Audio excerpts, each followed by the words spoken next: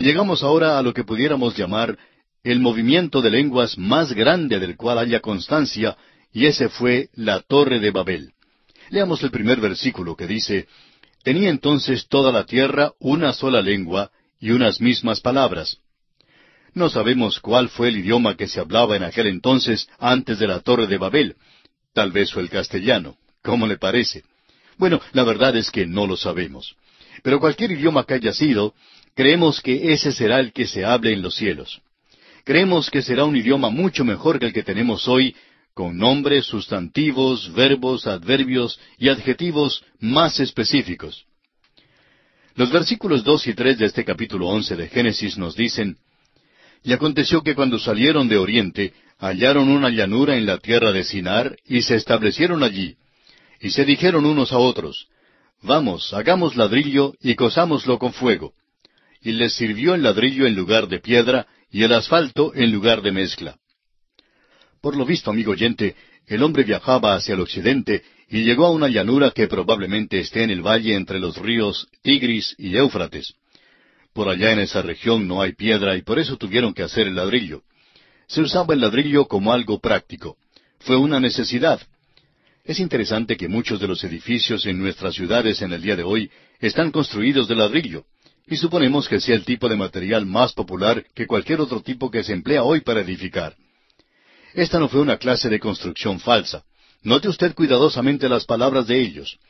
Dice el versículo 4, Y dijeron: Vamos, edifiquémonos una ciudad y una torre, cuya cúspide llegue al cielo, y hagámonos un nombre, por si fuéremos esparcidos sobre la faz de toda la tierra.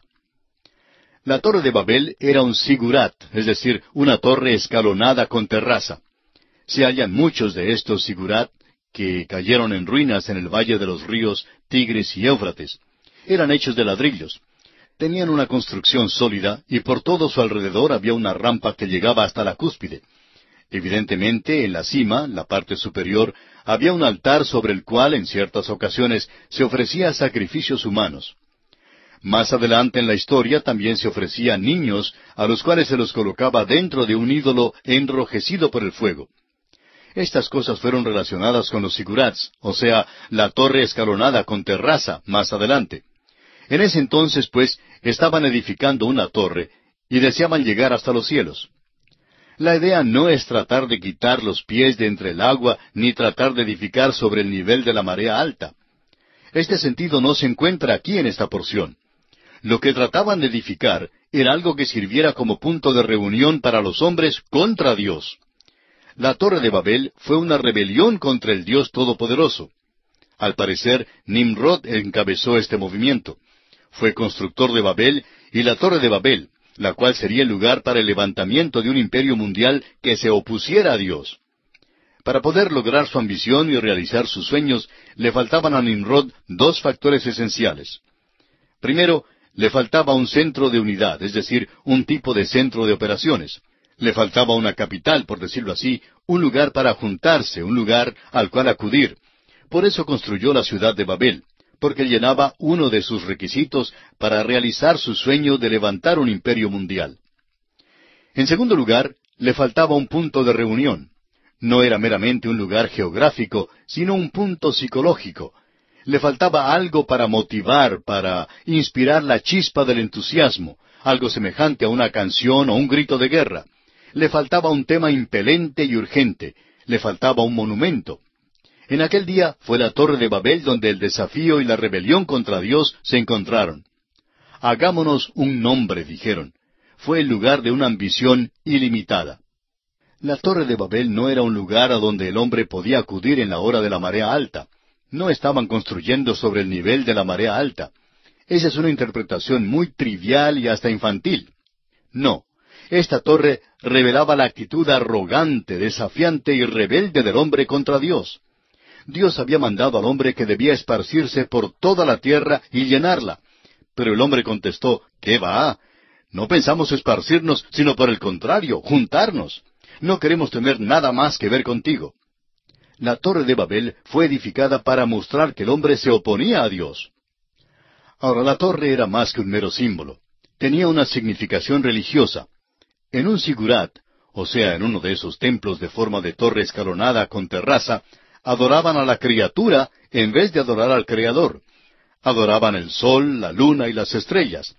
Eran sólidos de construcción y algunos eran redondos, mientras otros eran cuadrados. Todos tenían esa rampa que conducía a la cúspide donde se efectuaba la adoración. Quizá escogían al sol, la luna y las estrellas, porque al poder verlos sabían que no iba a haber una inundación. En vez de arrepentirse, consideraron que Dios era malo porque había enviado el diluvio. Veamos ahora la reacción de Dios. Para ello leamos los versículos 5 y 6 de este capítulo 11 de Génesis.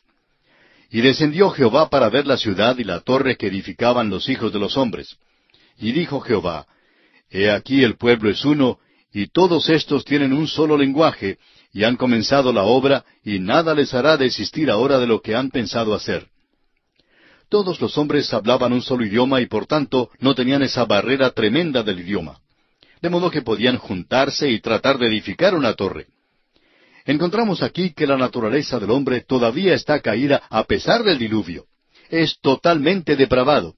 Dios no puede ignorar esta rebelión porque es una rebelión contra Él mismo. Dios va a levantar un muro protector entonces y va a levantarlo porque el hombre es una criatura muy capacitada. Puede viajar a la luna y puede volar en un avión de reacción. ¿No le parece a usted asombroso, amigo oyente, el hecho de que podamos sentarnos en un avión de reacción por allá muy alto en el aire y que a la vez puedan servirnos una comida muy apetitosa? Pues es increíble. El hombre ha logrado eso, amigo oyente. El hombre es una criatura competente. Ha avanzado maravillosamente en la tecnología de las comunicaciones. Si todos los hombres hablaran el mismo idioma, pues podrían entonces juntarse contra Dios. Por tanto, Dios decide levantar una barrera. Los versículos 7 al 9 de este capítulo 11 de Génesis nos dicen, Ahora pues, descendamos y confundamos allí su lengua, para que ninguno entienda el habla de su compañero. Así los esparció Jehová desde allí sobre la faz de toda la tierra, y dejaron de edificar la ciudad. Por esto fue llamado el nombre de ella Babel, porque allí confundió Jehová el lenguaje de toda la tierra, y desde allí los esparció sobre la faz de toda la tierra. Los hombres ahora son esparcidos sobre la faz de toda la tierra, porque trataban de edificar la torre de Babel. Pueden juntarse, sí, pero no les será posible entenderse. Como usted sabe, una barrera del idioma es mucho más alta que la misma muralla china, y mucho más efectiva también. Es lo que separa a las gentes, y es más fuerte que cualquier frontera nacional y que cualquier océano. Hay muchísimos que tratan de decir que las lenguas o los idiomas se desarrollaron gradualmente.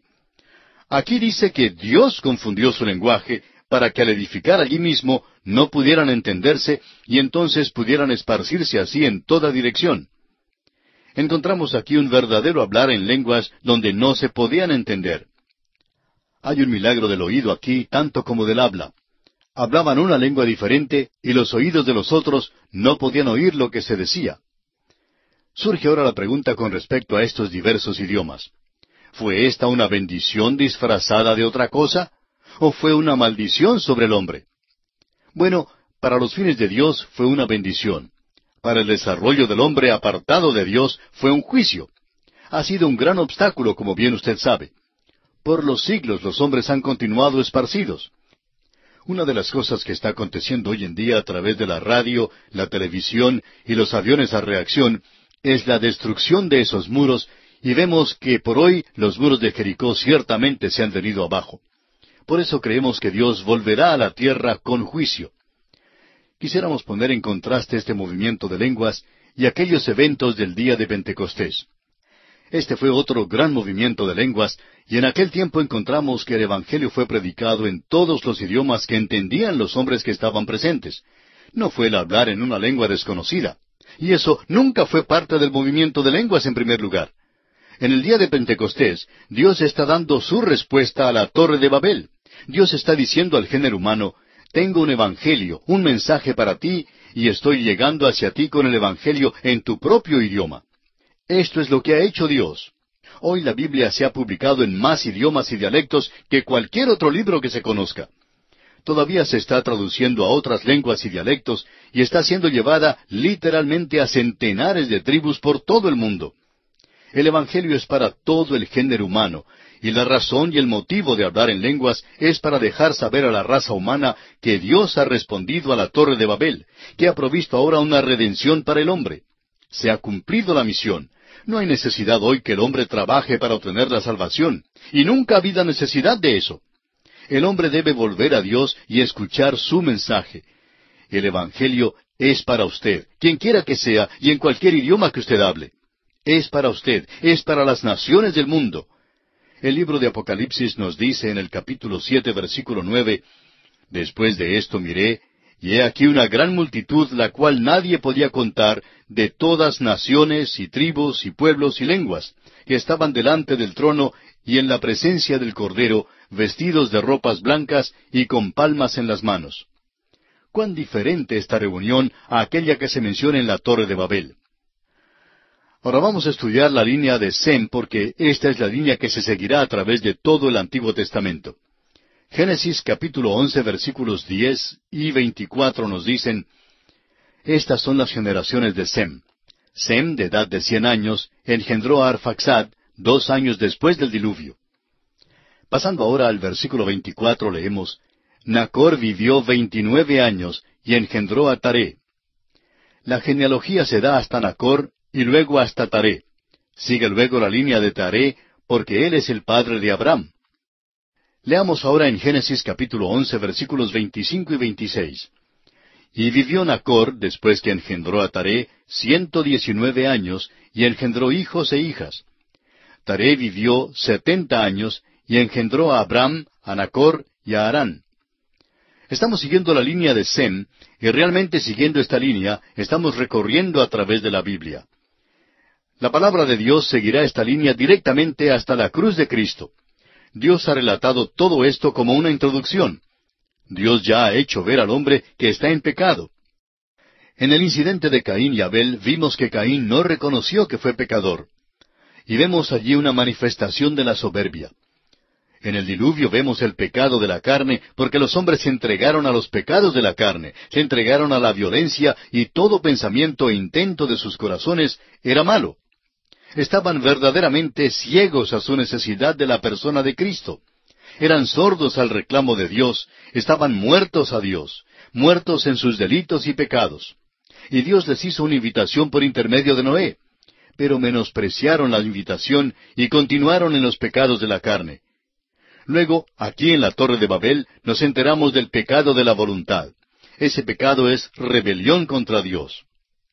¿Tiene usted, amigo oyente, su propia Torre de Babel? ¿Se opone usted a Dios? ¿Ha edificado usted una Torre de Babel aparte de Dios? ¿No es verdad que toda naturaleza humana está en rebelión contra Dios? Hay un cuento acerca de un niñito que se portó muy mal una noche. Estaba lloviendo y no podía salir a jugar, y por tanto hacía muchas travesuras, dando mucho que hacer a su mamá. Por fin la madre agarró al pequeño y lo sentó en una silla, y el niño se quedó con la cara hacia la pared. La mamá le dio la orden de sentarse allí, y luego salió del cuarto dejándolo solo.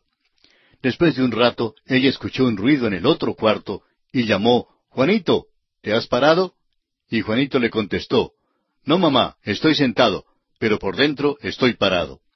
Amigo oyente, créanos, hay muchos hombres y mujeres hoy en día que por dentro están parados contra Dios. Esa es su propia Torre de Babel.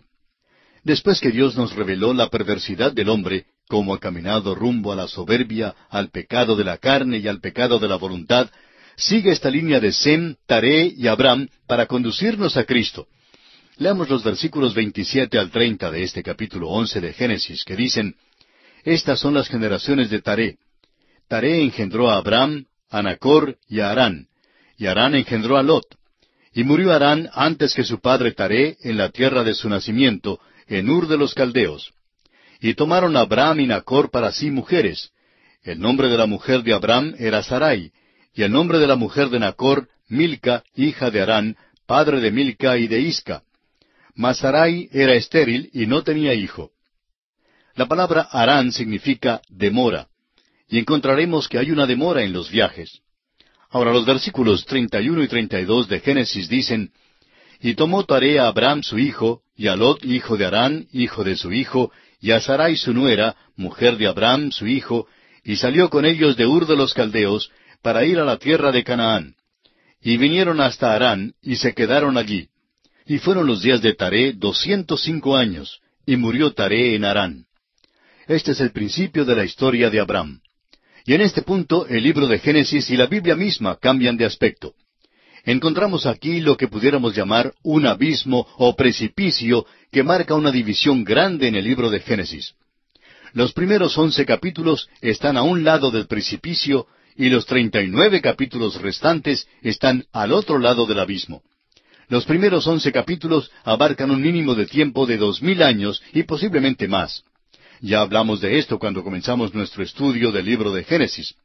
Este período es igual al que abarca el resto de la Biblia entera, es decir, otros 2000 años. En otras palabras, al terminar nuestro estudio de los 11 primeros capítulos de Génesis, nos encontramos a medio camino a través de la Biblia. Ahora, en lo que se refiere al resto del libro de Génesis, el tiempo comprendido entre el capítulo 12 hasta el capítulo 50 es de 350 años. En nuestro estudio de hoy hemos notado tres aspectos principales. En primer lugar, hablamos sobre la construcción de la Torre de Babel. Notamos que los hombres comenzaron a fabricar el ladrillo y lo utilizaron para la construcción de la torre en lugar de la piedra. Dijimos que la Torre de Babel tenía la forma de un sigurat, o sea, una torre escalonada con terraza, a cuya cima se llegaba por una rampa o camino que rodeaba la estructura por la parte externa. Notamos asimismo que el propósito de la Torre de Babel fue el de reunir a los hombres para rebelarse contra Dios, y que al parecer Nimrod fue quien encabezó el movimiento de rebelión. El segundo aspecto que notamos hoy fue la reacción de Dios ante los designios del hombre y cómo Dios frustró el propósito de los hombres al confundir las lenguas. Vimos que al no poder entenderse, se vieron en la necesidad de esparcirse en todas direcciones. Dijimos que para los fines de Dios, la confusión de lenguas fue una bendición, pero que para el desarrollo del hombre, apartado de Dios, esto constituyó un juicio. Establecimos también un contraste entre el movimiento de las lenguas en Babel y aquellos eventos que tuvieron lugar en el día de Pentecostés. Señalamos que en el día de Pentecostés el Evangelio fue predicado en todos los idiomas que se entendían, y que tal mensaje fue entendido por quienes estuvieron presentes. En aquella ocasión no se habló en una lengua desconocida. En el día de Pentecostés, Dios estaba dando su respuesta a la Torre de Babel. El tercero y último aspecto que tratamos hoy fue la línea genealógica de Sem. Y dijimos que estudiaríamos esa línea porque la línea de Sem es la que se seguirá a través de todo el Antiguo Testamento. Vimos que después que Dios nos reveló la perversidad del hombre, cómo ha caminado rumbo a la soberbia, al pecado de la carne y al pecado de la voluntad, continuaba con esta línea de Sem, Taré y Abram para conducirnos directamente a la persona de Cristo. Hagamos ahora un breve recuento de lo que hemos observado en estos primeros 11 capítulos del libro de Génesis. Dijimos que estos capítulos nos hablan de 4 grandes eventos. El primer evento que notamos es la creación, la cual está contenida en los capítulos 1 y 2 de Génesis. En este evento notamos la creación del universo, la creación del hombre y la mujer, y el tiempo que Dios empleó para la creación, o sea, 6 días. Con respecto al tiempo, dijimos que fueron días de 24 horas. El segundo gran evento es la caída del hombre, de la cual nos hablan los capítulos 3 y 4 de Génesis. Pudimos notar en este evento que debido a su desobediencia, el hombre perdió la íntima comunión que tenía con Dios hasta entonces, produciéndose así la muerte espiritual, es decir, la separación del hombre de su Creador. Este es el aspecto central de este segundo evento. El tercer evento fue el diluvio. Los capítulos 5 al 9 de Génesis nos relatan este evento. Este evento constituyó el juicio de Dios sobre la tierra por razón del pecado del hombre y su completo alejamiento de Dios. Solo Noé y su familia, junto con 2 animales, macho y hembra, de cada especie de animales inmundos, y 7 parejas de animales limpios de cada especie, escaparon del diluvio. Cuando Noé salió del arca, tomó de todo animal limpio y de toda ave limpia, y ofreció holocausto a Jehová. Encontramos también en este evento que Dios puso el arco iris en las nubes como señal de su pacto y su promesa de no destruir más la tierra por medio de un diluvio. Y el cuarto evento que encontramos es la Torre de Babel. Este evento lo encontramos narrado en los capítulos 10 y 11 de Génesis, y hoy hemos terminado de ver lo que este evento constituye. Nos encontramos ahora al otro lado del abismo que dijimos marcaba la gran división en el libro de Génesis. A partir de este capítulo, el ambiente es completamente diferente. La Biblia va ahora a pasos más lentos, y nosotros iremos también más despacio. El énfasis se quita de los 4 eventos grandes que notamos en los primeros 11 capítulos y recae ahora sobre 4 grandes personajes. Abraham está comprendido entre los capítulos 12 al 23. Este es el hombre de fe. A Isaac lo encontramos en los capítulos 24 al 26. Él es el hijo amado. A Jacob lo encontramos en los capítulos 27 hasta el 36. Jacob era el hijo escogido, pero también el hijo castigado. Y los capítulos 37 hasta el 50 nos presentan a José, el cual pasa por sufrimientos y llega hasta la gloria. Estos son los 4 patriarcas de suma importancia en el entendimiento de la palabra de Dios, y estamos tomando el relato de sus vidas en el resto del libro de Génesis. Amigo oyente, Dios se ha mostrado al hombre, y confiamos que Él tiene para su satisfacción no seguir luchando contra la raza humana, porque después de la caída del hombre tenemos el gran pecado de Caín. ¿Y cuál fue ese pecado? Bueno, sin lugar a dudas, fue el orgullo. Y podemos decir que Caín estaba enojado porque en el fondo de su corazón él se sentía satisfecho y hasta orgulloso por la ofrenda que presentó a Dios, pero que fue rechazada, trayendo como resultado el odio hacia su hermano Abel. Como usted ve, amigo oyente, la envidia y el orgullo es el pecado del diablo. Es el pecado de la mente. Y en el diluvio es el deseo de la carne. Podemos ver en esas cosas, aún en la imaginación del hombre y en cada una de sus acciones, que todo guiaba a satisfacer el deseo de la carne. En la construcción de la Torre de Babel encontramos la rebelión del hombre contra Dios. Dios trajo el diluvio para juzgar al hombre. Si Dios hubiera tenido que esperar el paso de otra generación y hubiera sido paciente por otros 120 años más, aún así el hombre no se hubiera vuelto a Dios. El hombre no hubiera considerado suficiente esta espera divina como una oportunidad para cambiar su mente. Dios ahora se aleja de las naciones y escoge a un hombre del cual hará una nación. De aquella nación, a su turno, vendrá el Salvador del mundo. Hasta aquí Dios ha estado tratando con todas las familias de la tierra. De aquí en adelante pone énfasis en los individuos. Ahora, cuando Dios llamó a Abraham, usted encontrará en él a un hombre de fe. En nuestro programa anterior intentamos señalar a Abraham como el hombre más grande que ha existido en la tierra. Cualquiera que sea la vara que usemos para medir el valor de este hombre de fe, él resalta como un gran hombre. Y vamos a considerar por unos momentos cómo Abraham podría ser igual a un gran hombre aún en nuestros días. En primer lugar, un gran hombre debe ser famoso, y Abraham ciertamente sobrepasa esa regla. Aún en estos días de la radio, la televisión, el Internet y la avanzada tecnología en la comunicación de masas, muchísimos más hombres han oído hablar de Abraham que de cualquier otra persona. Más han oído hablar de Abraham que del presidente de los Estados Unidos, o de cualquiera estrella del cine, o de cualquier atleta. 3 de las grandes religiones del mundo datan de Abraham. Son el judaísmo, el islamismo y la cristiandad. Todas datan desde Abraham, y esto hace de él una persona muy importante. Hay millones de personas en Asia y en África que han oído hablar de Abraham, pero que nunca han oído hablar de los hombres cuyos nombres salen en los periódicos hoy en día. Otra característica de un gran hombre es que debe ser noble de carácter, un hombre generoso. ¿Y puede usted imaginar a alguien más generoso que Abraham? Dudamos que haya hoy un hombre que pueda hacer lo que hizo Abraham. Cuando Abraham y su sobrino regresaron a la tierra, Abraham le dijo a Lot que escogiera cualquiera porción que deseara tener, y Abraham dijo que tomaría lo que quedaba. ¿Cree usted, amigo oyente, que un hombre haga eso en una negociación hoy en día? Ni siquiera en la iglesia de hoy lo hacen, mucho menos en un mundo rudo de negocios. Pero Abraham fue generoso. ¿Se ha fijado usted alguna vez cuán generoso fue Abraham con los reyes de Sodoma y Gomorra? Les dijo que no llevaría el despojo, ni aun un cordón del zapato. Era a Dios a quien acudía Abraham. En tercer lugar, un gran hombre debe vivir en una hora importante. Debe ser, como dijo Napoleón, un hombre del destino. El hombre y la hora de vida deben de encontrarse en el punto crítico de la vida. Y eso es ciertamente verdad en cuanto a Abraham. Creemos que el mundo estaría de acuerdo con nosotros en los tres primeros puntos que hemos mencionado. Es posible que no esté de acuerdo en este otro punto. La cuarta característica de un gran hombre es que debe ser un hombre de fe.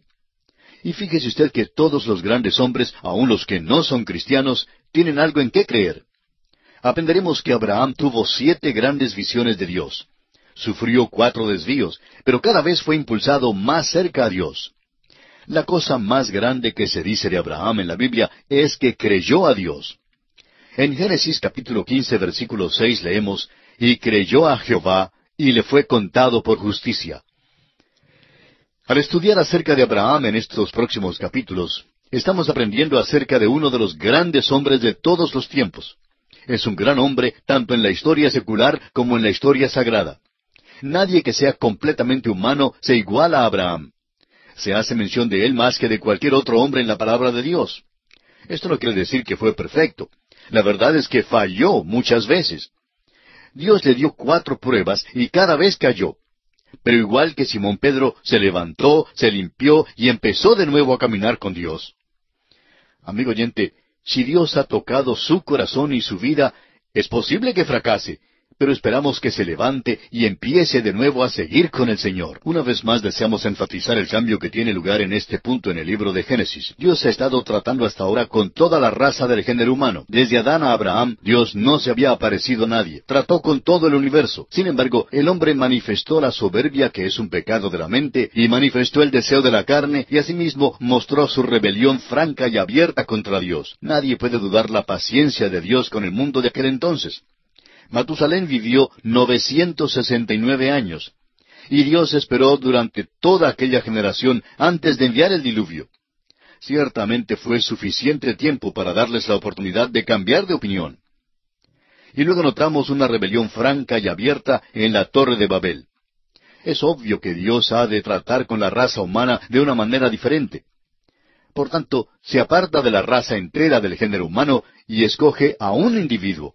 De ese individuo va a sacar una nación, y de aquella nación saldrá un redentor. Y a aquella nación Dios dará su revelación. Al parecer, esta es la única manera en que Dios pudo llegar al corazón del hombre para salvarlo. Vamos a expresarlo de otro modo. Si es que hubo otras maneras, entre ellas Dios escogió esta como la mejor. Siempre podemos confiar que Dios hará lo que es mejor. Así pues, Dios llama a un individuo y aquel hombre es Abraham. El primer versículo de este capítulo 12 de Génesis dice, «Pero Jehová había dicho a Abraham, vete de tu tierra y de tu parentela y de la casa de tu padre a la tierra que te mostraré». Tenemos aquí el llamamiento de Abraham. Seguiremos el efecto de este llamamiento a través de la palabra de Dios. Y podremos darnos cuenta que Dios hizo 3 promesas. O mejor dicho, una promesa triple a Abraham, y esta promesa en realidad es el eje de la Biblia. Toda la Biblia descansa sobre esta promesa, y la Biblia es un desarrollo de aquella promesa. La primera cosa que Dios prometió a Abraham fue una tierra que Dios le mostraría y que le daría. Los versículos 2 y 3 dicen, «Y haré de ti una nación grande, y te bendeciré, y engrandeceré tu nombre, y serás bendición. Bendeciré a los que te bendijeren, y a los que te maldijeren maldeciré, y serán benditas en ti todas las familias de la tierra». Ya hemos hablado de cuán grande es el nombre de Abraham, aún hoy en día. Dios prometió también a Abraham que sería una bendición. Debía servir de bendición para todo el género humano. Dios ha producido de él una gran nación, y esta nación ha tenido la existencia más larga como nación que cualquiera otra que haya en la tierra hoy en día. Al fin, servirían de bendición al mundo entero por medio del Señor Jesucristo. También, al dar la palabra de Dios, ellos han sido una bendición. Dios ha cumplido cada una de las promesas, menos la primera. Dijo que daría a Abraham la tierra, y observamos lo que está pasando por allá en nuestros días. Israel ha puesto las uñas de los dedos del pie en la tierra, y la está agarrando así con las uñas, pero no la tienen, no la poseen completamente. Alguien dirá que Dios no cumplió esa promesa. Amigo oyente, no digamos eso. Vamos a darle a Dios su oportunidad. Mírelo así. Hace 4000 años, Dios prometió a Abraham 3 cosas que iba a hacerle. 2/3 se han cumplido al pie de la letra. Por causa de la desobediencia, Dios no dejó que se quedaran en la tierra.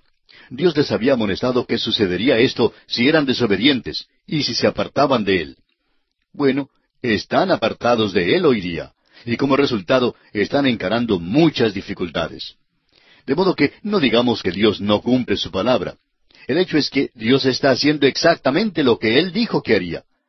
Llegará el día cuando Dios los pondrá en esa tierra, y en aquel día no estarán entonces allí solo por las uñas. Ocuparán toda la tierra hasta el río Éufrates.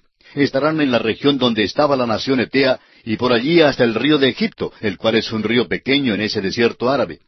Parte de esa tierra es territorio que nunca han ocupado antes. En el mismo cenit del poder de Israel ocuparon 30,000 millas cuadradas, pero aquellas no son todas las que Dios les dio. Les dio 300,000 millas cuadradas, y tendrán que tomarlas según los términos de Dios y en el tiempo elegido de Dios. Y el caso es que nadie podrá evitarlo. Amigo oyente, hemos llegado a la posición de saber que Dios es quien maneja las cosas. Es bueno sentarnos sin ningún temor por lo que los periódicos dicen, sin perturbarnos por lo que está pasando en el mundo. Es Dios quien gobierna las cosas y es Él quien ejecuta lo que Él desea a su manera. ¿No es eso maravilloso? Después de recibir esta promesa, vamos a ver lo que hizo Abraham. El versículo 4 de este capítulo 12 dice, «Y se fue Abraham, como Jehová le dijo, y Lot fue con él. Y era Abraham de edad de 75 años cuando salió de Harán». Notemos que Abraham comienza a desobedecer aquí. Llevó a su parentela con él, cuando no debió haberla llevado. Llevó a su padre Taré, y Dios le había dicho que no lo llevara. ¿Por qué quiso Dios que saliera Abraham de la tierra y que se alejara de su parentela? La respuesta la encontramos en el libro de Josué, capítulo 24, versículo 2. Dice, «Vuestros padres habitaron antiguamente al otro lado del río, esto es, Taré, padre de Abraham y de Nacor, y servían a dioses extraños». Note usted, amigo oyente, que el mundo estaba ya perdido en aquel entonces. Dios tuvo que actuar así para salvar la humanidad. Otra alternativa era destruirlos a todos y comenzar de nuevo. Y me alegro que no lo hiciera, porque si lo hubiera hecho, no estaría yo aquí, porque yo también soy pecador. El hecho es que todos los pecadores debían ser destruidos. Gracias a Dios que Él es un Dios de misericordia y bondad y que salva a los pecadores. El versículo 5 de este capítulo 12 dice, «Tomó pues Abraham a Sarai su mujer, y a Lot hijo de su hermano, y todos sus bienes que habían ganado, y las personas que habían adquirido en Harán, y salieron para ir a tierra de Canaán, y a tierra de Canaán llegaron». Claro que tenía que llevar a su costilla, pero ¿por qué lleva a su sobrino y al padre? Como resultado, encontramos que Abraham pasó un período de tiempo en Harán, pasando el tiempo, por así decirlo. Él hizo retardar la bendición de Dios. Dios no se le apareció de nuevo hasta cuando entró en esa tierra, hasta cuando se separó de su padre. Ahora llevó a Lot con él hasta la tierra, pero por fin salió de Harán y llegó hasta la tierra de Canaán. Ahora el versículo 6 dice, «Y pasó Abraham por aquella tierra hasta el lugar de Siquem, hasta el encino de More, y el cananeo estaba entonces en la tierra». Los cananeos vivían en esa tierra. Y quisiéramos añadir algo aquí muy importante. Muchísimas personas creen que Abraham dejó un lugar terrible en Ur de los Caldeos y que llegó a una tierra de trigo y vino, a una tierra de leche y miel donde todo era agradable. Ellos creen que Abraham verdaderamente mejoró su situación cuando llegó a esta tierra. Bueno, eso no es verdad. Sabemos hoy por medio de la arqueología que Ur de los Caldeos tenía una civilización superior, una civilización maravillosa. Creemos que a lo mejor Abraham disfrutaba de una bañera en su casa.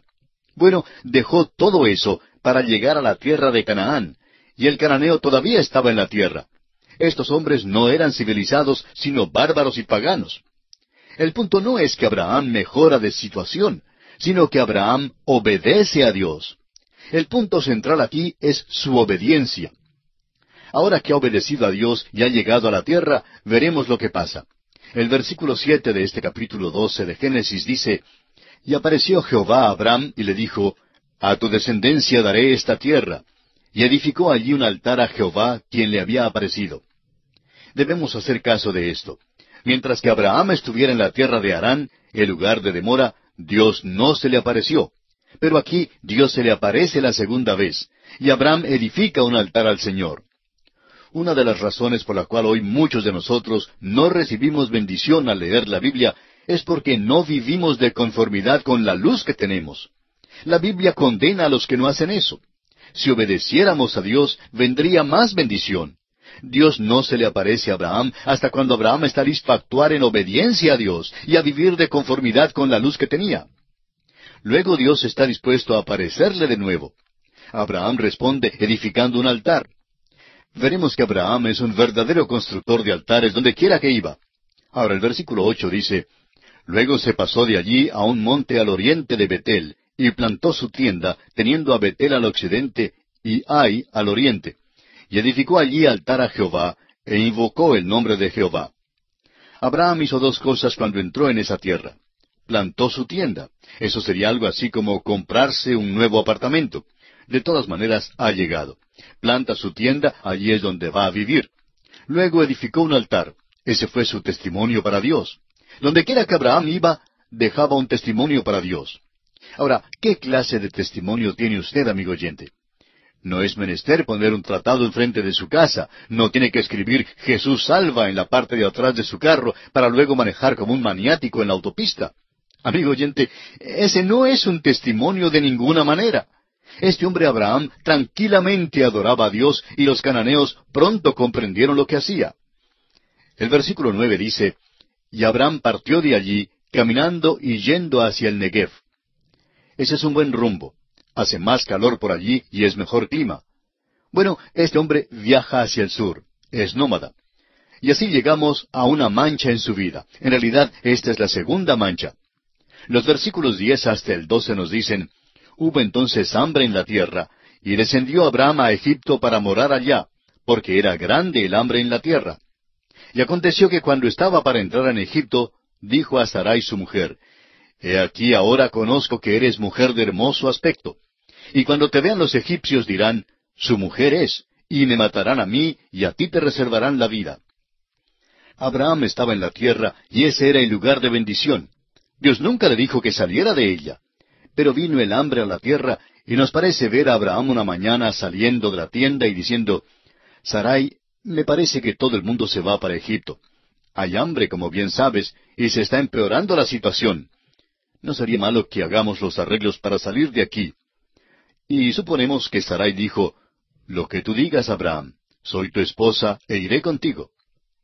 Después de algunos días, y cuando Abraham hablaba con algunos de los viajeros, oyó a alguno de ellos que venía del norte que dijo, La situación se está agravando y está llegando hasta el sur. Por tanto, Abraham le dijo a Sarai aquella noche, Creo que sería bueno que arreglemos el equipaje y nos vayamos a Egipto. Ahora recuerde, amigo oyente, que Dios nunca le dijo a Abraham que saliera de esa tierra. Cuando Dios se le apareció la última vez, le dijo que esta era la tierra. Dios prometió dársela y bendecirlo en la tierra y hacer de él una bendición a otros. Pero Abraham no creyó a Dios y así decidió bajar hasta la tierra de Egipto. Esta tierra de Egipto aquí en las Escrituras es un tipo del mundo. Notará usted que eso es a través de todas las páginas de la Biblia. Bueno, Abraham bajó hasta allá. Es asombroso cómo el mundo atrae al cristiano hoy en día. Tantos cristianos buscan justificarse por lo que hacen. Dicen, ¿no ve, hermano, que no nos es posible asistir al culto el domingo en la noche porque tenemos que levantarnos muy temprano el lunes para ir a trabajar? Amigo oyente, todo el mundo tiene que levantarse temprano. Y es asombroso que hay algunas personas que bien pueden ir a un banquete durante la semana y sentarse durante un programa largo y pesado de mucha música y mucho hablar, pero entonces no se preocupan de levantarse temprano la mañana siguiente para ir a su trabajo. Es asombroso cómo el mundo atrae a los cristianos hoy día y cómo ellos a su vez se justifican. Si usted se hubiera tropezado con Abraham cuando iba para Egipto y le hubiera dicho, «Espera un momento, Abraham, llevas un mal rumbo. No debes seguir así, debes quedarte en tu tierra». Abraham quizá le hubiera dado una justificación muy buena. Tal vez hubiera dicho, «Pues mire, las ovejas se están enflaqueciendo y no hay pasto donde ellas puedan comer. Hay bastante pasto allá en Egipto y por tanto nos vamos para allá». De modo que se fueron a Egipto y de inmediato encararon problemas. Vemos algo aquí que es muy interesante porque Abraham tropieza con dificultades y es por causa de la esposa, porque Sarai, su esposa, era muy hermosa. Y usted sabe que hace algunos años se encontraron en las cuevas cerca del Mar Muerto lo que han llamado los rollos del Mar Muerto. Bueno, cuando los desenrollaron, se dieron cuenta que eran los capítulos 12, 13, 14 y 15 del libro de Génesis. Pero no fue el texto como nosotros lo tenemos hoy. Más bien era una interpretación del texto. Se describía allí la hermosura de Sarai, dando en realidad su fisonomía y declarando cuán hermosa era esta mujer, confirmando a la vez lo que la palabra de Dios dice, que Faraón deseó tomarla por mujer. Este mismo rollo da una descripción del capítulo 13, donde Dios le dijo a Abraham que caminara a lo largo y a lo ancho de la tierra. Este rollo da un relato directo de Abraham con respecto a su viaje. Y lo más interesante es que este texto no es escritura, pero simplemente confirma lo que dice la escritura. Y también confirma el hecho de que esa tierra era exactamente como Dios dijo que era. Se le llama una tierra de leche y miel, y era una tierra muy fértil. Fue gloriosa en aquel día. Cuando lleguemos al libro de Deuteronomio, veremos lo que sucedió en esa tierra. Sin embargo, en ese tiempo hubo hambre, y este hombre Abraham bajó hasta Egipto. Pero reconoció que tropezaría con dificultades allí por causa de la hermosura de su esposa. El versículo 13 dice, «Ahora pues, di que eres mi hermana, para que me vaya bien por causa tuya, y viva mi alma por causa de ti». Esta fue una verdad parcial la que dijo. Parte de la verdad, a veces, es peor que toda la verdad. Y él la dijo para engañar. El faraón entonces tomó a Sarai. En aquellos días se requería un período de preparación para la mujer antes que llegara a ser la esposa de un soberano. Y ya aprenderemos de esto cuando lleguemos al libro de Esther. Durante ese período, pues, Dios apareció a Faraón y le dijo, «No tomes a esa mujer, es mujer de otro hombre». Ahora los versículos 18 al 20 dicen, «Entonces Faraón llamó a Abraham y le dijo, ¿qué es esto que has hecho conmigo? ¿Por qué no me declaraste que era tu mujer? ¿Por qué dijiste, es mi hermana, poniéndome en ocasión de tomarla para mí por mujer? Ahora pues, he aquí tu mujer, tómala y vete». Entonces Faraón dio orden a su gente acerca de Abraham, y le acompañaron, y a su mujer con todo lo que tenía. Vemos pues que Dios vence, y Abraham es enviado de vuelta a la tierra de donde había venido. Note usted que Dios no se le aparece a Abraham mientras estuvo en la tierra de Egipto. En este capítulo vemos el regreso de Abraham de la tierra de Egipto. Lot le acompaña a la tierra prometida. Luego Lot se separa de Abraham y se va a Sodoma. Dios se aparece a Abraham por tercera vez. Mientras que Abraham esté en la tierra de Egipto y mientras esté con Lot, Dios no se le aparece. Pero al regresar a la tierra prometida y cuando se separa de Lot, entonces Dios sí se le aparece. En Génesis capítulo 13 versículos 1 al 4 leemos, «Subió pues Abraham de Egipto hacia el Negev, él y su mujer, con todo lo que tenía, y con él Lot. Y Abraham era riquísimo en ganado, en plata y en oro. Y volvió por sus jornadas desde el Negev hacia Betel, hasta el lugar donde había estado antes su tienda entre Betel y Ai, al lugar del altar que había hecho allí antes, e invocó allí Abraham el nombre de Jehová». Abraham fue el Rockefeller de aquel día. Era un hombre muy rico en ese entonces. Le vemos ahora viajando al norte hacia Betel desde Jerusalén. Llega al sur por Hebrón, hasta el lugar donde estaba antes, y allí invoca el nombre de Jehová. Usted puede ver, amigo oyente, que aunque este hombre tropiece y caiga, vuelve a Dios. Qué maravilloso es tener un Dios a quien volver.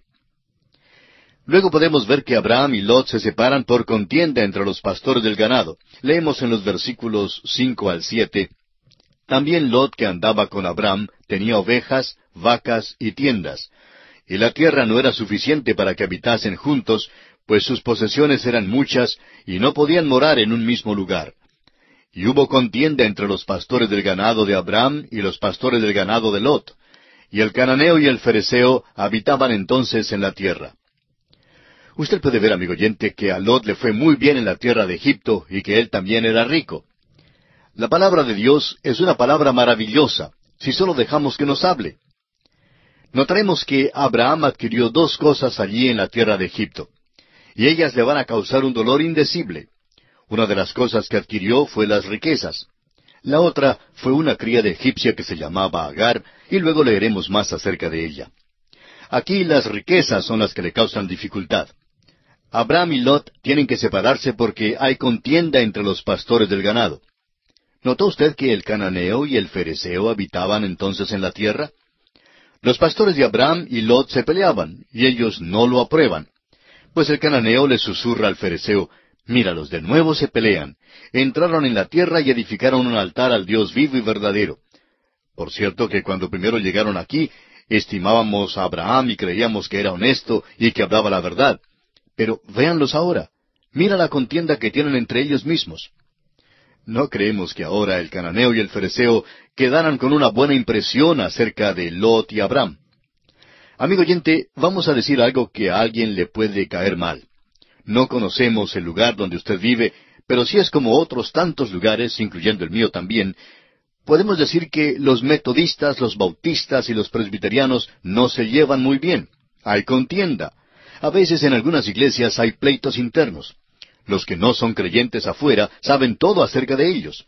A lo mejor esas personas pensarán, bueno, si el Evangelio es así, prefiero no tener nada que ver con el Evangelio. Bien puedo fácilmente estar metido en pleitos fuera de la iglesia. No me hace falta ser miembro de la iglesia para buscarlos. En Juan capítulo 13, versículo 35 leemos, En esto conocerán todos que sois mis discípulos, si tuviereis amor los unos con los otros. Esto es lo que dijo nuestro Señor Jesús. No dijo que los hombres sabrían que somos sus discípulos si somos fundamentalistas y organizamos una iglesia. Por supuesto que no. Si tuviereis amor los unos con los otros. El fereceo y el cananeo, ellos sí saben cuando hay pleitos en las iglesias, amigo oyente. Hay muchísimas personas que hoy no son ganadas para Cristo por causa de los pleitos que hay en las iglesias. El fereceo y el cananeo estaban viviendo en la tierra, y todavía viven en la tierra, y están muy cerquita de la iglesia suya. Leamos ahora los versículos 8 y 9 de este capítulo 13 de Génesis que estamos estudiando. Entonces Abraham dijo a Lot, No hay ahora altercado entre nosotros dos, entre mis pastores y los tuyos, porque somos hermanos. ¿No está toda la tierra delante de ti? Yo te ruego que te apartes de mí.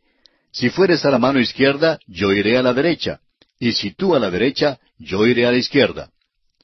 Es Abraham quien enfrenta el problema y hace la separación. Decimos que él es un gran hombre porque se requiere una nobleza de carácter para decir lo que le dijo a Lot. Abraham le pide a Lot que escoja lo que quiera, y él está dispuesto a quedarse con lo que sobre. En los siguientes versículos, comenzando con el 10 hasta el 13, leemos, Y alzó Lot sus ojos, y vio toda la llanura del Jordán, que toda ella era de riego, como el huerto de Jehová, como la tierra de Egipto en la dirección de Zoar, antes que destruyese Jehová a Sodoma y a Gomorra. Entonces Lot escogió para sí toda la llanura del Jordán, y se fue Lot hacia el oriente, y se apartaron el uno del otro. Abraham acampó en la tierra de Canaán, en tanto que Lot habitó en las ciudades de la llanura, y fue poniendo sus tiendas hasta Sodoma. Mas los hombres de Sodoma eran malos y pecadores contra Jehová en gran manera. Lot escogió un lugar bello. Es interesante pensar que Lot vivía con Abraham en la tierra. Sin duda que Lot al llegar la noche subiría el faldón de la tienda donde dormía y echaría un vistazo diciéndole a su señora, Mi amor, ¿no es una vista muy bella lo que vemos allá abajo? Por la mañana se levantaría y diría, Pues parece ser tan atractivo por allá, la hierba siempre se ve más verde en aquel pasto. Y cuando llegó el día en que Lot tuvo que hacer la decisión de a dónde ir, sabemos la dirección que escogió. Ningún hombre cae de repente. Siempre ocurre durante un período. Sube el faldón de la tienda y comienza a ponerla hasta Sodoma, y ese es el principio. Y alzó Lot sus ojos y vio toda la llanura. Y va hacia aquella dirección. Ese fue el más grande error que Lot cometió en su vida. Veremos más adelante lo que le sucedió a él, a su esposa y a su familia en la ciudad perversa de Sodoma. Leamos ahora el versículo 14. Y Jehová dijo a Abraham, después que Lot se apartó de él, Alza ahora tus ojos y mira desde el lugar donde estás hacia el norte y el sur, y al oriente y al occidente. Esta es la tercera vez que Dios se aparece a Abraham. De nuevo le describe la tierra que va a darle. Al continuar Dios apareciéndosele a Abraham, y más tarde también a los otros patriarcas, Dios puso límites por todos lados de la tierra. En otras palabras, les puso una frontera y les señaló exactamente los límites de aquella tierra. Dios fue muy específico en cuanto a esto. Aquí mismo nos gustaría insertar este pensamiento. Los hombres deben deshacerse de los himnos que expresan que el cielo está en un lugar indefinido. Permítanos decirle, amigo oyente, que el cielo es un lugar verdadero. No es, como expresan unos himnos, una isla hermosa en alguna parte del más allá. Es un lugar muy definido. La palabra de Dios es muy específica y en el libro de Apocalipsis Dios lo declara muy específicamente. Le pone un límite a su alrededor y podemos saber algo de él. Dios no trata con algo que es teórico, sino con lo que es real y verdadero. Leemos en el capítulo 13, del 15 al 18, «Porque toda la tierra que ves, la daré a ti y a tu descendencia para siempre. Y haré tu descendencia como el polvo de la tierra, que si alguno puede contar el polvo de la tierra, también tu descendencia será contada. Levántate, ve por la tierra a lo largo de ella y a su ancho, porque a ti la daré». Abraham, pues, removiendo su tienda, vino y moró en el encinar de Mamre, que está en Hebrón, y edificó allí altar a Jehová. Usted puede ver, amigo oyente, lo que hace Dios por este hombre. Ahora le señala la tierra y le dice lo que está en ella. También le confirma el hecho de que va a tener una descendencia grande. Sabemos qué fue lo que hizo Abraham. Es muy interesante que en el rollo del Mar Muerto se describe esta porción particular del libro de Génesis. Nos da un relato directo de Abraham al caminar por la tierra a lo largo y a lo ancho de ella. Era una tierra maravillosa en aquel día. Vemos que Abraham se mudó de nuevo, pero donde quiera que iba, edificaba un altar. Siempre se podía saber dónde había estado Abraham. Él dejaba su testimonio. Los hombres han dejado una huella en la luna. Dejaron una bandera allá con este pequeño lema: «Hemos venido en paz». No dejaron una Biblia, la palabra de Dios. Bueno, no hubiera hecho ningún bien de todos modos, pero sí revela la diferencia en la edad y en el pensamiento del período en que vivimos. Lo importante para Abraham era un altar al Señor, y es exactamente lo que edificaba donde quiera que iba. Ahora, Mamre significa riquezas, y Hebrón significa comunión. Ese es un lugar maravilloso para vivir. Al parecer fue el hogar de Abraham y allí está enterrado. Es el lugar donde deseaba estar. Es un buen lugar para estar en medio de las riquezas y en el sitio de comunión con Dios. Ese es un lugar maravilloso para vivir y edificar un altar al Señor. Vamos a comenzar ahora el estudio del capítulo 14, y aquí en este capítulo se nos presenta la primera guerra de toda la historia, en la cual Abraham liberta a Lot. También se nos presenta al primer sacerdote, Melquisedec, el cual bendice a Abraham. Es un capítulo notable. Sin embargo, no parece caer bien aquí en esta historia. Uno siente que si se hubiera omitido, todavía habría continuidad. A pesar de esto, es uno de los capítulos más importantes en el libro de Génesis. Leamos los versículos 1 y 2 del capítulo 14. Aconteció en los días de Amrafel, rey de Sinar, Arioc, rey de Elazar, Kedorlaomer, rey de Elam, y Tidal, rey de Goim, que éstos hicieron guerra contra Bera, rey de Sodoma, contra Birsa, rey de Gomorra, contra Sinab, rey de Adma, contra Semeber, rey de Seboim, y contra el rey de Bela, la cual es Zoar. Estos versículos parecen servir de buen ejercicio para la pronunciación, ¿no le parece? Tenemos aquí un documento histórico. Los reyes del oriente derrotan a los reyes de Sodoma y Gomorra. Ese es el informe de los primeros 11 versículos. Por algunos años, los eruditos críticos y radicales rechazaban esta narración.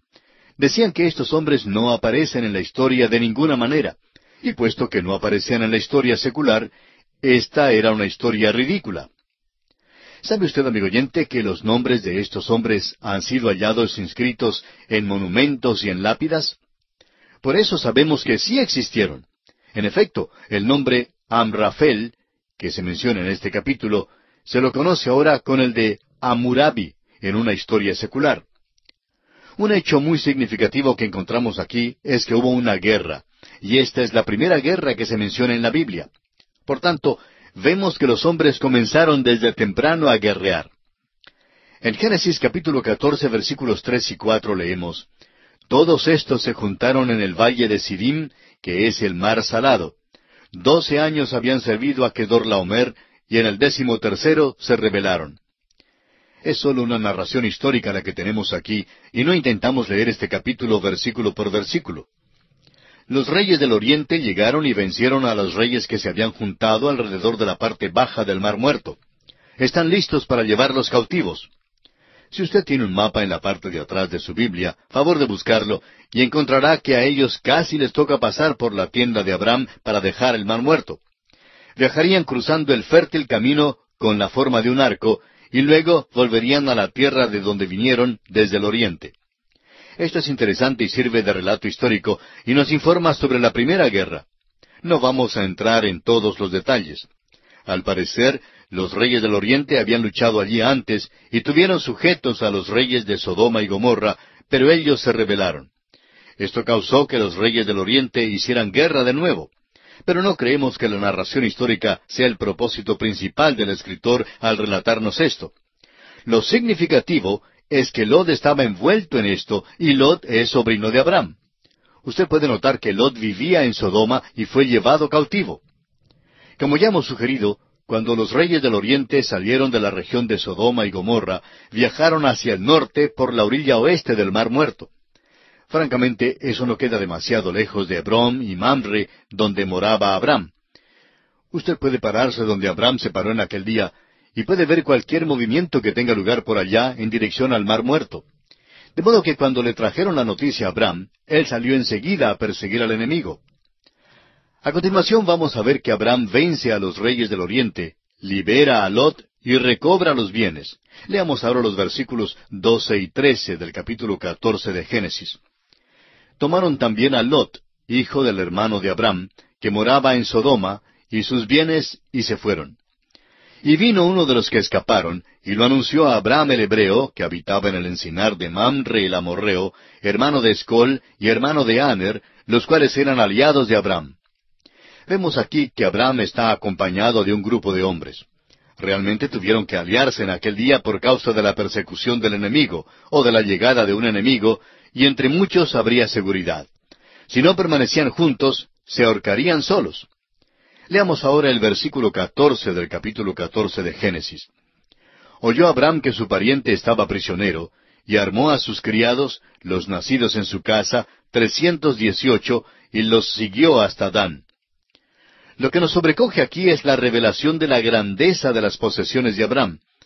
En su propia casa le fue posible armar a 318 hombres. Esto es sin contar las mujeres, ni los niños, ni los ancianos. Además, Abraham está ocupándose de un negocio bastante regular en esa región, con grandes grupos de ganado, los cuales él criaba. Lleva pues a sus hombres y persiguen al enemigo hasta Dan, que queda en el norte. Leemos en Génesis capítulo 14, versículo 15 lo siguiente. Y cayó sobre ellos de noche, él y sus siervos, y les atacó, y les fue siguiendo hasta Oba, al norte de Damasco. Aquí se nos dice que los siguieron hasta Damasco. Usted puede ver en su mapa que este es un territorio grande. Al parecer, lo que hizo Abraham fue dividir a sus criados. Un grupo atacaría por detrás al perseguirlos. El otro grupo seguiría por los alrededores, y luego los atacaría al volverse los enemigos a luchar contra el primer grupo. Como resultado de esta estrategia, le fue posible a Abraham obtener la victoria. Por lo menos le fue posible esparcirlos, y huyeron por el desierto, y dejaron a los que habían capturado junto con sus bienes. Leamos ahora el versículo 16, que dice, Y recobró todos los bienes, y también a Lot su pariente y sus bienes, y a las mujeres y demás gente. Es evidente que estaban llevándose a los hombres para que sirvieran de esclavos. Abraham ha libertado a estas personas. Por supuesto que lo hizo porque su sobrino Lot y su familia estaban entre ellos. Esa es la razón por la cual todo esto se describe aquí. Veremos otra razón al seguir nuestro estudio, pero no hay ningún capítulo que se excluya. Cada uno tiene un propósito. Este capítulo cae bien con la vida de Abraham y es importante que lo sepamos. Leamos ahora los versículos 17 hasta el 20. Cuando volvía de la derrota de Kedorlaomer y de los reyes que con él estaban, salió el rey de Sodoma a recibirlo al valle de Sabe, que es el valle del rey. Entonces Melquisedec, rey de Salem y sacerdote del Dios Altísimo, sacó pan y vino, y le bendijo, diciendo, Bendito sea Abraham del Dios Altísimo, creador de los cielos y de la tierra. El rey de Sodoma salió a recibirlo. Alguien más salió a recibir a Abraham, y es una buena cosa que saliera. Veremos que el rey de Sodoma va a poner en peligro a Abraham al ofrecerle una tentación. Estamos seguros que aquí todos tenemos algunas preguntas. En primer lugar, ¿de dónde vino este hombre Melquisedec? Simplemente llega a las páginas de la Escritura y saca pan y vino, trae una bendición para Abraham, y luego sale de la página de la Escritura. Eso es todo. Surge entonces la pregunta, ¿de dónde vino y a dónde va y cuál es su negocio? Todo lo que sabemos es que Él es el Rey de Salem y también sacerdote del Dios Altísimo. Ahora, ¿cómo se enteró Él del Dios Altísimo? Pues lo supo de alguna manera, de alguna información que recibió de alguna parte. Supo de El Elión, el Dios Altísimo, el Creador de los cielos y la tierra.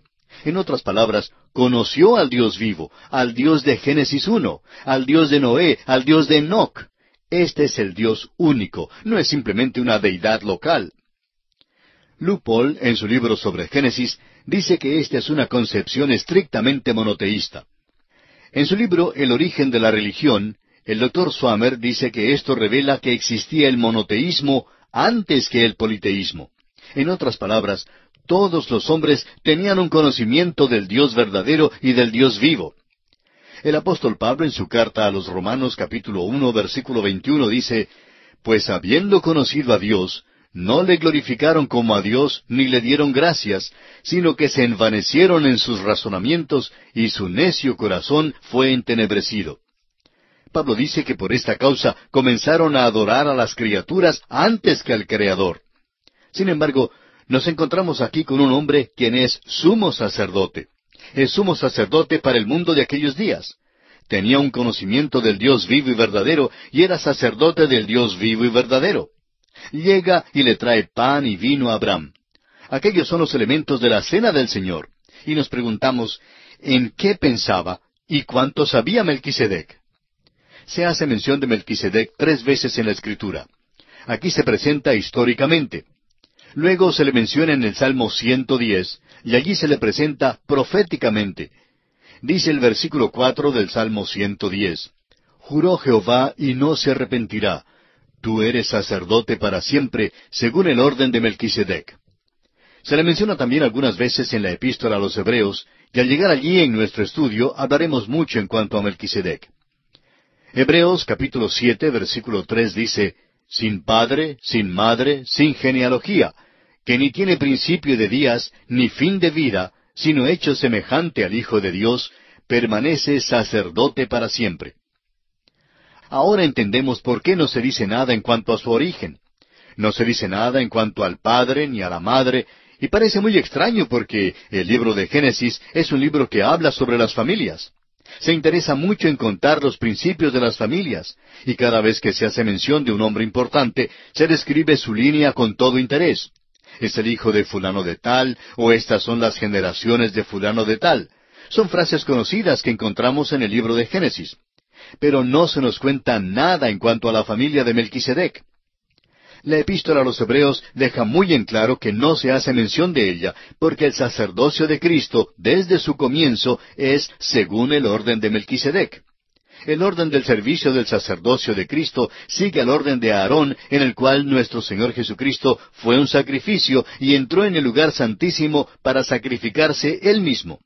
Sin embargo, en su persona, nuestro Señor Jesucristo no tuvo principio ni fin de días. Por tanto, es según el orden de Melquisedec.